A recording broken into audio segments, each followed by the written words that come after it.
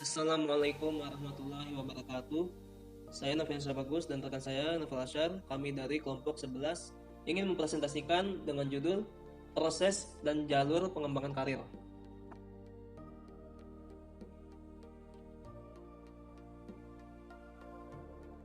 Pembahasan proses karir, pengertian pengembangan karir, tujuan jenjang karir jabatan, dan faktor-faktor penentu karir. Proses karir adalah suatu proses yang sengaja diciptakan perusahaan untuk membantu karyawan agar lebih meningkatkan karir.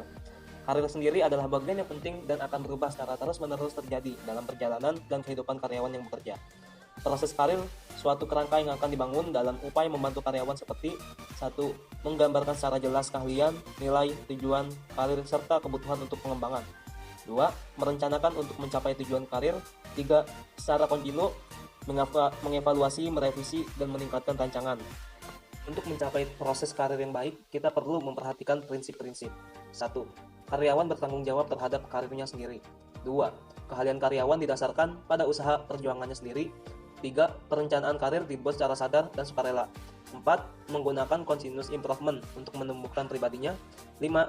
Sukses dijabarkan dengan baik oleh diri karyawan itu sendiri. Pengertian pengembangan karir. Pengembangan karir adalah peningkatan pribadi yang dilakukan oleh seseorang untuk mencapai suatu rencana karir dan peningkatan oleh departemen personalia untuk mencapai suatu rencana kerja sesuai dengan jalur atau jenjang organisasi. Pilihan arah atau jalur pengembangan karir meliputi yang satu, enrichment, yaitu pengembangan dan peningkatan melalui pemberian tugas atau assignment secara khusus. Ini merupakan bentuk umum dari pengembangan karir.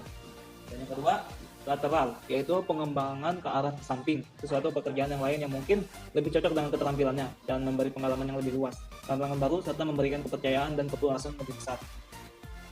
3. Vertikal, yaitu pengembangan ke arah atas pada posisi yang mempunyai tanggung jawab dan wewenang lebih besar dibanding keahlian khusus atau keahlian khusus yang baru. 4. Relocation, yaitu perpindahan secara fisik ke unit organisasi lain atau tempat yang dapat melengkapi kesempatan pertumbuhan dan peningkatan keinginan dan kemampuan karyawan untuk tetap pada pekerjaan yang sama. Yang kelima, exploration, yaitu menjelajah ke arah yang lebih luas lagi kepada pilihan karir di dalam unit organisasi maupun di luar unit organisasi untuk mencari dan mengumpulkan informasi sehingga dapat menjawab pertanyaan dan membuat suatu keputusan tentang potensi karir yang akan dipilih. Yang keenam, management, yaitu pergerakan ke bawah yang mungkin dapat merefleksikan sesuatu peralihan atau pertukaran prioritas pekerjaan bagi karyawan untuk mengurangi risiko, tanggung jawab dan stres, menempatkan posisi karyawan tersebut ke arah yang lebih tepat yang sekaligus sebagai kesempatan atau peluang yang baru. Tujuan jenjang karir jabatan. Menurut Sutrisno tahun 2009 ayat 166 tentang jenjang karir jabatan bertujuan yang pertama, 1. Memberikan kepastian arah karir jabatan karyawan dalam kiprahnya di lingkup organisasi. 2. Meningkatkan daya tarik organisasi atau institusi bagi para karyawan yang berkualitas. 3. Memudahkan manajemen dalam menyelenggarakan program-program pengembangan sumber daya manusia, khususnya dalam rangka pengambilan keputusan di bidang karir, serta perencanaan sumber daya manusia organisasi atau perusahaan yang selaras dengan rencana pengembangan organisasi. 4. Memudahkan administrasi pegawaian, khususnya dalam melakukan administrasi pergerakan karyawan dalam arah karir promosi, rotasi, ataupun demosi jabatan. Faktor-faktor penentu karir. Ada 5 faktor yang akan mempengaruhi baik tidaknya karir seseorang karyawan. Untuk itulah, kelima faktor tersebut harus dikelola oleh karyawan dengan baik. Bila karyawan yang bersangkutan ingin meraih karir yang lebih tinggi, Sutrisno tahun 2019 65, kelima faktor tersebut adalah A. Sikap atasan dan rekan sekerja. Bila ingin karir berjalan dengan baik, seseorang harus menjaga diri, menjaga hubungan baik kepada semua orang yang ada di organisasi atau perusahaan tersebut, baik terhadap atasan maupun terhadap teman sekerja. B. Pengalaman. Pengalaman dalam konteks ini dapat berkaitan dengan tingkat golongan senioritas seorang karyawan, tetapi dalam mempromosikan senior juga bukan hanya mempertimbangkan pengalaman saja, tetapi juga mempertimbangkan pada kemampuan dan keahlian. C. Pendidikan. Faktor pendidikan biasanya menjadi syarat untuk duduk di sebuah jabatan. Apabila semakin berpendidikan, seseorang akan semakin baik. Atau dengan kata lain, orang yang berpendidikan tinggi akan memiliki pemikiran yang jauh lebih baik pula. D. Prestasi. Prestasi dapat saja terjadi dari akumulasi dari pengalaman, pendidikan, dan lingkungan kerja yang baik. Pengaruh prestasi dalam menentukan jenjang karir akan sangat jelas, terlihat standar untuk menduduki jabatan tertentu dominan berdasarkan prestasi. Faktor nasib. Faktor nasib juga turut menentukan walaupun diyakini porsinya sangat kecil.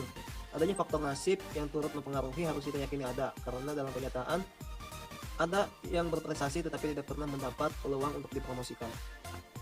Beberapa hal yang dapat dipakai oleh setiap individu untuk mengembangkan dirinya antara lain: 1. Berusaha mengenal diri sendiri. 2. Berusaha mengenal kekuatan diri sendiri. 3. Berusaha mengenal kelemahan diri sendiri. Berusaha mengembangkan interaksi dan komunikasi terbuka dengan lingkungan yang positif dan edukatif. 4. Membiasakan diri selalu mengadakan kritik terhadap diri sendiri, mengevaluasi diri, dan mengembangkan rasa humor. 5. Mencoba menerima keadaan secara rasional dan objektif. 6. Membiasakan diri selalu mengadakan pengecekan dan teliti dalam setiap tindakan. 7. Memiliki tujuan dalam tahapan waktu yang terprogram. 8. Tidak mengintimidasi diri pada seorang, tapi mandiri. Prinsip pengembangan karir adalah: 1. Pekerjaan itu sendiri mempunyai pengaruh yang sangat besar terhadap pengembangan karir. 2. Bentuk pengembangan skill yang dibutuhkan ditentukan oleh permintaan pekerjaan yang spesifik. 3. Pengembangan akan terjadi hanya jika seorang individu belum memperoleh skill yang sesuai dengan tuntutan pekerjaan. 4. Waktu yang digunakan untuk pengembangan dapat direduksi atau dikurangi dengan mengidentifikasi rangkaian penempatan pekerjaan individu yang rasional. Perencanaan karir, jalur-jalur karir, sasaran-sasaran karir, pengembangan karir, umpan balik. 5 langkah dalam perencanaan karir. 1. Tetapkan sasaran 5-10 tahun mendatang, bidang pekerjaan apa dan posisi apa yang ingin diraih dalam 5-10 tahun mendatang. 2. Pikirkan pengembangan skill dan pengetahuan. Untuk mencapai sasaran pada poin 1, pikirkan skill apa lagi yang harus dipelajari. Apakah yang berhubungan dengan teknologi, bahasa asing, interpersonal skill, communication skill, selling skill, dan lain-lain. 3. Mencari tanggung jawab yang lebih besar. Kembangkan kemampuan dalam mengerjakan tugas, ciptakan kesempatan untuk dapat membuktikan kemampuan tersebut. 4. Bangun jaringan atau network. Luaskan pergaulan dan relasi, lingkungan pergaulan atau kumpulan orang-orang seperti apa yang harus dimasuki. Orang-orang seperti apa yang harus dikenal untuk meningkatkan karir. 5. Evaluasi kemajuan. Tahap ini merupakan tahap terakhir dalam melakukan evaluasi terhadap apa. Setelah melakukan evaluasi, susun kembali sasaran baru bila diperlukan. Peran organisasi dalam manajemen karir. 1. Menyediakan employee assessment dan career planning workshop. 2. Mengadakan career coaching workshop. 3. Mendirikan employee career center. 4. Mengurus internal job and talent banks. 5. Career partnership center. Manfaat perencanaan dan pengembangan karir. 1. Mengembangkan para karyawan yang dapat dipromosikan. 2. Menurunkan tingkat perputaran karyawan. 3. Mengungkap potensi karyawan. 4. Mendorong pertumbuhan. 5. Memuaskan kebutuhan karyawan. 6.